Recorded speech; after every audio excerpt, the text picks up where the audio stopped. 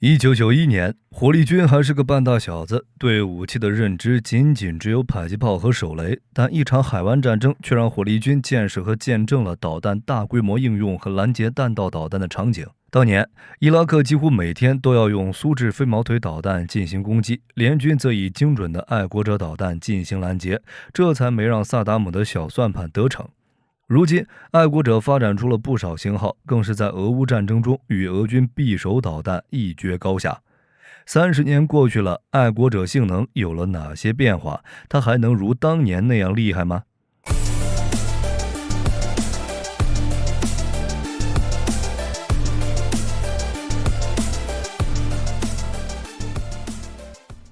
爱国者导弹系统是美国雷神公司制造的中程地对空导弹系统，初登场便在海湾战争中成功拦截伊拉克军队发射的飞毛腿导弹，而声名大噪，成为美军的代表性武器之一。飞毛腿导弹则是由苏联研制的可机动发射的地战术导弹，发射准备时间短，最大射程600公里，能飞4.4马赫。在海湾战争中，曾重创美军在沙特载荷兰的一个营，伤亡100多人。甚至他还试图激怒以色列卷入战争，虽没有成功，但也彰显了该导弹的战略价值。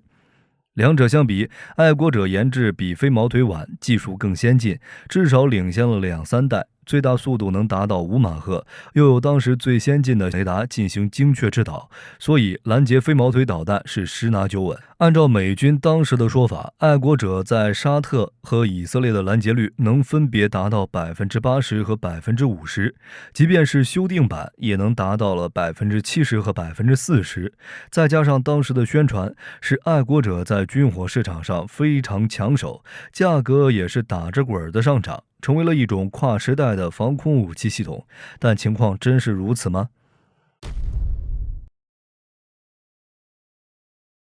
爱国者导弹在美军的正式编号是 MIM-104，千万别小看这编号，其意义非凡。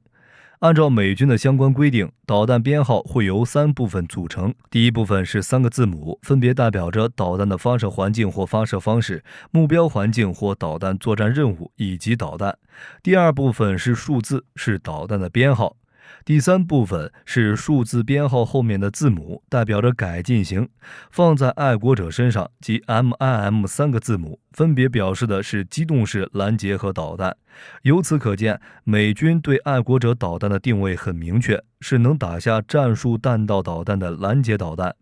而非只针对战机的防空导弹。爱国者导弹从1967年雷神公司被选为主承包商开始研制，到1984年初具作战能力，前前后后历时17年，耗资20亿美元，成为世界各国最偏爱的防空系统。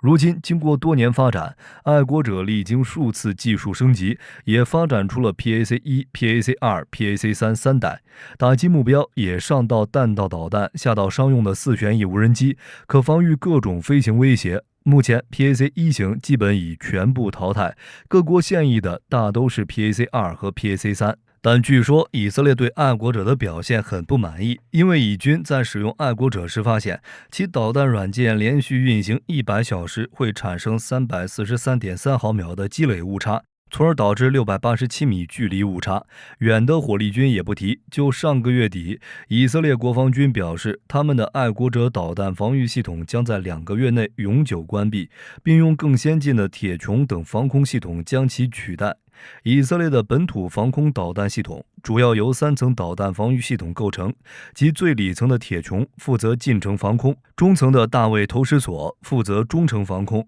外层的剑2、剑3负责远程防空，以拦截大型弹道导弹。对此，有人认为，海湾战争中使用的爱国者1、爱国者2都是为拦截飞机设计的，拦截飞毛腿弹道导弹的效果自然不好，而专为拦截导弹开发的爱国者3性能和拦截自然更上了一个台阶。爱国者3的发展有3个独立阶段，前2个阶段 PAC-3 主要对雷达通信系统进行了改进，而第3阶段 PAC-33 则使用了来自洛马公司全新设计的 ATM-2 拦截弹。平时大家所称的爱国者3导弹就是特指此导弹。ATM-2 采用常规布局方式，弹体中部靠后的位置有4片小展弦比的梯形弹翼，弹体前部有很多径向布置的小型火箭发动机，用于在接近目标时控制导弹方向。全弹长 4.635 米，起飞重量304公斤。战斗部与助推火箭在飞行中不分离，始终保持一个整体。其作战距离160公里，作战高度3万米，最大飞行速度5马赫，是专用的弹道导弹拦截弹。其携载数量由于弹体直径 0.255 米，比旧型的导弹缩小了 0.155 米，一辆发射运输车便可以携带16枚爱国者3导弹。2003年，爱国者3具备初始作战能力，并于同年3月投入到了伊拉克战争，拦截了14枚来袭弹道导弹中的9枚，实战拦截率达到 64%。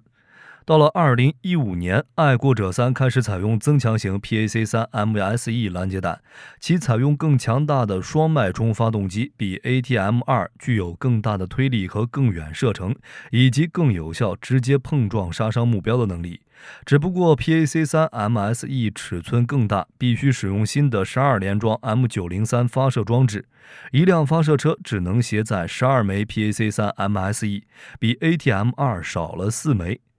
当然，在爱国者整套系统中，最关键和最昂贵的是 AN/MPQ-53 或升级后的 AN/MPQ-65 雷达，以及指挥控制舱。这2套系统任何一套被毁，爱国者就会直接丧失战斗力，不像发射车，即便被摧毁1、2辆，也基本不影响火力。在如今分层化的导弹防御体系中， PAC-3 导弹填补了萨德与爱国者3系统之间的空域，使防御空域相连接，因此一直被称为美国末端低层防御的最高水平。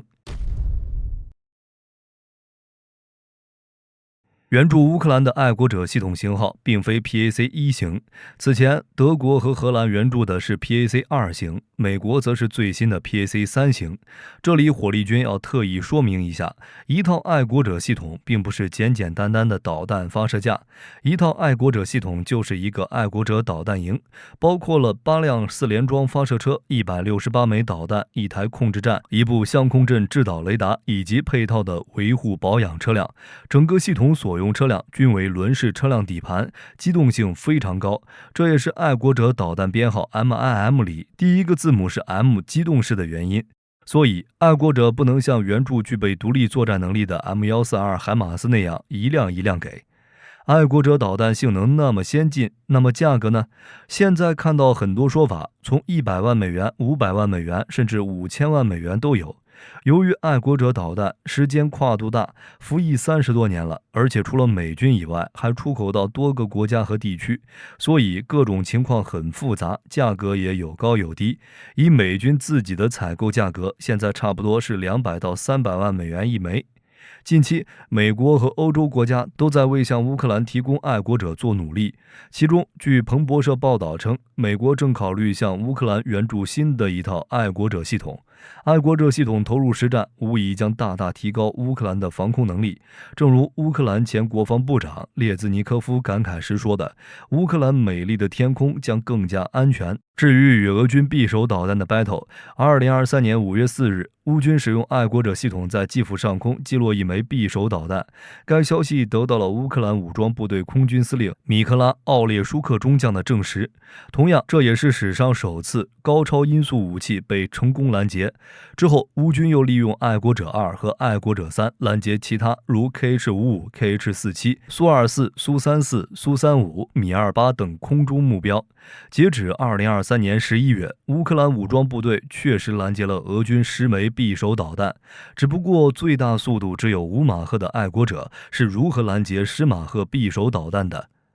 俄军的匕首导弹其实就是陆基伊斯坎德尔导弹的空射型，与伊斯坎德尔相比，主要进行了小型化改进，大幅提升了速度，从6马赫提升到了10马赫，射程超过2000公里，但只能挂载在轰炸机或战斗机上进行空中发射。目前匕首导弹的主要载机是图 22M 轰炸机和米格31战斗机，前者是苏联设计的超音速轰炸机，最大速度 2.3 马赫，后者是一款高空高速战斗机，最大速度可以达到 2.83 马赫，这相当于在发射时给了匕首一个加速度。同时，图 22M 和米格31在1万米高空发射导弹时，由于空气稀薄、阻力小，可以进一步提高匕首导弹的速度，所以匕首导弹的10马赫高超音速是在高空高速战机的帮助下实现的，而非依靠自身。而且10马赫的速度也不是整个导弹飞行过程中都能够达到的，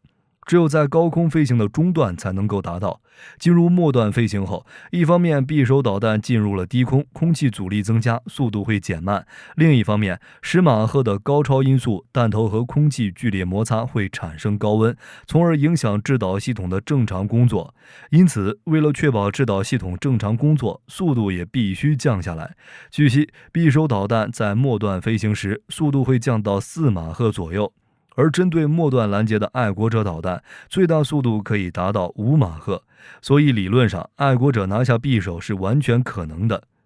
若与在俄乌战争中守护不了莫斯科号、安东诺夫大桥俄空军基地的 S-400相比，孰胜孰优呢？若从价格来讲，爱国者3相比 S-400而言是整套系统贵，但胜在单颗防空导弹便宜。若从书面数据来看，爱国者3的拦截高度不够低，其最低只有300米，而 S-400的拦截高度最低能达到5米。现有的无人机和巡航导弹飞行高度许多都可低至几米。其次，在探测距离上，爱国者3的最大探测距离有170公里，而 S-400的探测距离能达到400公里。相比而言，爱国者预警时间短，同时在预警空域上，爱国者只能对天线正前方空域进行探测，而不能像陆基宙斯盾四面阵天线那样具备360度的探测能力。因此，爱国者无法发现各个方位，特别是从雷达天线背面的来袭目标。然后是在反隐身目标能力上，像无人机只需通过简单的涂装就可以获得 0.1 平方米以下的雷达界面积。S-400是靠配备米波雷达来进行反隐身作战的，而爱国者似乎还没有有效手段，因此敌军的空袭武器可以通过提高隐身和超低空飞行等手段来躲避爱国者雷达。在2019年，沙特阿拉伯国家石油公司位于布盖格和胡赖斯的石油设施就遭到了疑似来自伊朗无人机的攻击，而且伴随导弹技术发展，有不少国家的巡航导弹都掌握了利用地形匹配绕到敌防区后面进行进攻的技术。若是与无人机组成编队进行全方位袭击，那包括爱国者在内的一种防空系统都受到了严重挑战。针对以上这些弱点，从2016年开始，美国国防部就展开了对爱国者的改进工作。最后经过竞标，2019年10月16日，美国彭博新闻率先披露称，美陆军已选择雷神公司作为低层防空反导传感器项目的中标方，方案为3面阵天线，其内容是在保持原有主阵基本不动的情况下，在其后方新增设2个体积较小的面阵，从而能覆盖360度全空域。据洛马公司官网显示，2023年11月16日，爱国者3系统首次成功集成低层防空反导传感器雷达。据悉 ，LTA-MDS 雷达配装的3个天线阵列能够通过协同工作，可对付如无人机、巡航导弹、弹道导弹等空中威胁目标。爱国者3和 LTA-MDS 雷达的集成，使美陆军可在保持固有命中杀伤拦截性能的基础上，获得更广泛的防御范围，并获得比爆破机制更高的动能毁伤能力。